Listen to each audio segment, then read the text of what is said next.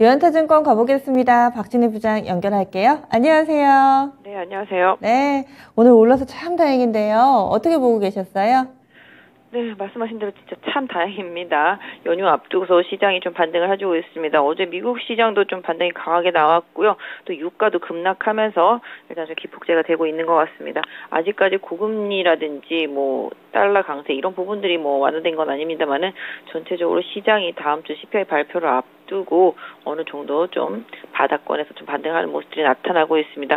오늘 시장 큰 흐름 보신다면 그동안 시장을 주도했었던 자동차하고 자동차 부품주들이 좀 조정이 들어가는 모습, 그다음에 유가 하락과 함께 정유주들 좀 조정이 들어가는 모습 보실 수가 있겠고요. 또 자원 개발주들도 조정이 들어가는 모습 보실 수가 있겠습니다. 반대로 오늘 좀 초강세를 보이고 있는 종목은 시장에 계속 리딩 섹터입니다. 2차 전지 섹터고요. 2차 전지 안에서도 펫배터리 계속 강조해 드렸던 섹터입니다. 펫배터리 섹터하고 리튬 관련주들 초강세 보여주고 있습니다. 오늘도 뭐 성일하이텍이라든지 코스모하하, 에코프로 같은 경우 급등하는 모습이고요. 소재 쪽에서 코스모 신소재 급등 이어지고 있는 모습 보실 수가 있겠습니다. 바닥권에 있었던 엔캠도 오늘 급등하는 모습 나타나고 있다라고 말씀드릴 수가 있겠고요. 뭐 중소형주 단에서도 계속 강세 이어지는 모습이라고 보시면 좋겠습니다. 좀 그동안 좀 부진했었던 종목들이 좀 반등 시도가 나오고 있는 모습이고요. 유가가 하락하다 보니까 화학주들도 일부 좀 반등하는 모습들이 좀 진행이 되고 있습니다. 또한 낙폭과대 제약바이오 섹터 내에서도 반등이 나오고요.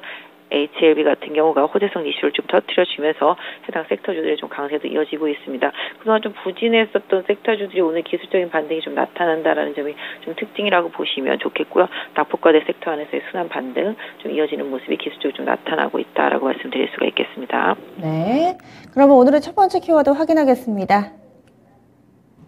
유가부터 짚어주시네요. 유가 간밤에 5% 넘게 급락이 나왔습니다. 관련주들 영향이 불가피한 상황인데요.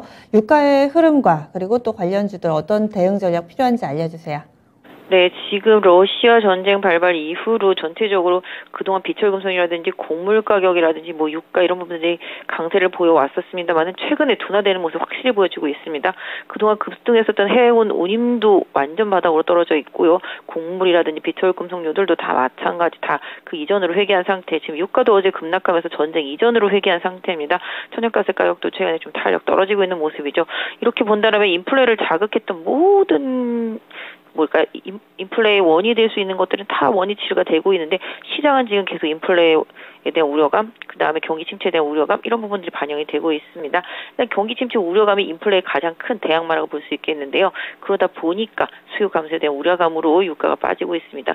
뭐 어떤 이유에서 빠지든 간에 빠지는 거는 시장한테는 긍정적이라고 볼 수 있겠고요. 이런 부분들이 좀 기폭제가 되면서 그동안 좀 강하게 올랐었던 정유주들하고요. 에너지 관련 해외 자원개발주죠. 오늘 LX 인터내셔널, 포스코 인터내셔널도 하락하는 모습 보실 수가 있겠습니다. 전체적으로 놓고 본다라면은 이런 쪽이 이어지다 보면 유가가 조금만 더 빠지면 신재생 에너지 섹터 쪽들도 약간 흔들릴 수 있기 때문에 조금 챙겨는 보셔야 될 것 같고요. 이런 이유로 인해서 유가 하락으로 인해서 뭔가 좀 수혜를 본다라면은 유가가 기반으로 된 원자재 쪽들 를 활용하는 쪽들, 화학주들 뭐 이런 부분들이 그래서 소폭이지만 좀 반등세가 좀 나오고 있고요. 반대로 또 그동안 좀 내수 소비주들 같은 경우도 원자재 가격 상승에 좀 영향을 받아왔다라면은 그 부분으로 인해서도 지금 어느 정도 일정 부분 좀 반등이 진행되고 있는 모습 보실 수가 있겠는데요. 오늘 보시면 뭐 우크라이나 쪽을 통해서 곡물 수출하는 부분들도 이제 러시아가 제한하다 보니까 오늘 곡물과 관련된 사료 관련주들도 막 급등하는 모습이 나타나고 있는데요. 이처럼 좀 변동성이 뉴스에 따라서 좀 강하게 나오고 있기 때문에 이런 섹터별 흐름들은 조금 더 조심해서 보실 필요는 있겠습니다만은 일단은 좀 시장이 너무 좀 우려했던 부분들이 그동안 컸던 만큼 낙폭과대 주들 쪽으로의 반등이고요. 오히려 정유주나 뭐 이런 쪽들은 아까 말씀드렸던 대로 원자재 가격, 그런 에너지 가격들의 하락 안정세가 계속적으로 나타나는지를 좀 챙겨보실 필요가 있겠습니다. 네, 그럼 두 번째 체크 포인트 알아보겠습니다. 제약바이오의 강세입니다. HLB 호재도 있었고요. 또 대형 종목군들까지 같이 움직이더라고요. 어떻게 봐야 될까요? 네, 뭐 이쪽도 마찬가지가 되겠습니다. HLB가 일단 간암 요법 병행요법 1차에서 생존기간 22개월, 최고 생존기간 20개월을 뭐 돌파했다라고 이제 사가 나오면서 이제 급등을 한 케이스인데요. 그럼에도 불구하고 일단 고점대에서 일단 좀 타익실현 매물이 조금 나오는 있습니다만은 상대적으로 많이 빠졌던 만큼 관련주들이 좀 관련주라기보다는 섹터 안에 있는 종목들이 기술적인 반등이 나오고 있습니다. 오늘 레고캠바이오도 강한 반등 나오고 있고요. 매드팩토도 강한 반등 나오고 있습니다. 알테오젠도 좀 반등해주는 모습들 보여주고 있고요. 삼바도 좀 반등세가 좀 나오고 있는 모습, 셀트리온 그룹주들도 좀 반등세가 나오고 있습니다. 뭐 일단은 그 뉴스에 뭐 해당 섹터 기폭제, 해당 섹터가 워낙 많이 빠졌기 때문에 기술적인 반등이 좀 나오고 있다라고 보실 수가 있겠는데요. 바이오 섹터주들은 또 이제 뭐 10월달, 뭐 11월달 갈수록 또 그러니까 하계 이슈들이 또 이어지고 있거든요. 이런 부분에 좀 연동하는 종목들은 좀 챙겨보실 필요가 있겠는데요.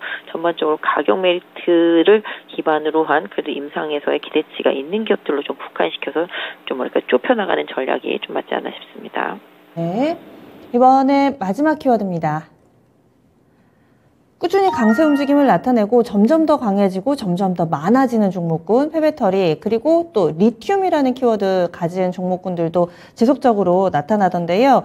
이쪽은 추석 전에 많이 올랐으니까 챙기고 가볼까? 이런 생각도 하실 테고 추석 이후에 더 강해지는 거 아니야? 상당히 좀 궁금한데요. 어떤 시각으로 보고 계세요? 지금 보시면 소재주들과 또 배터리 주식들이 계속 강세를 보이는 이유는 뭐 아시다시피 국내 셀업체들이 계속 이제 해외 업체들과 조인트 벤처 한다라는 발표를 계속적으로 하고 있습니다.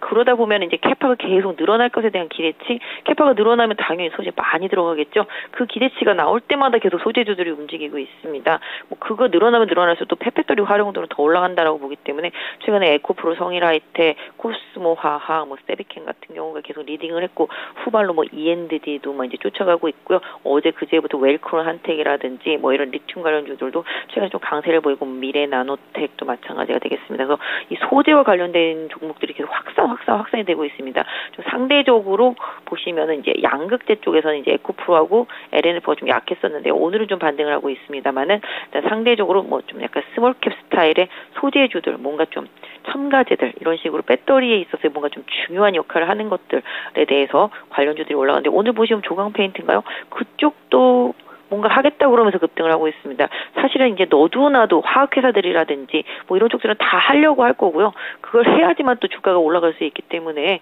그런 식으로 계속 하겠다고 하고 있습니다. 사실은 이런 부분들은 나중에는 좀 경계가 되지 않을까. 너도나도 지금 다 한다고 그러고 있기 때문에 그러다 보면은 또 그게 나중에는 또 뭐랄까요, 공급 과잉으로 또 만들어질 수도 있겠고요. 물론 지금은 당연히 수요보다 공급이 적기 때문에 먹히고 있습니다만 향후 몇 년 뒤를 생각해 본다라면은 우후죽순적으로 너도나도 다 한다고 하는 이 부분도 좀 불편해진다라고 좀 보실 수가 있겠는데요. 그럼에도 불구하고 지금 가장 확실한 섹터는 폐배터리 쪽들이다라고 보실 수가 있겠고 대형주 단에서는 그래서 시장이 이쪽에 더 집중하는 모습이고요. 소재 단에서는 또 확실히 뭔가 모멘텀이 있는 쪽들 소재도 왜냐면 지금보다 내년 내후년에 좀 더 좋아질 수 있는 기업들을 찾아서 계속 배팅이 들어가고 있는 상태거든요.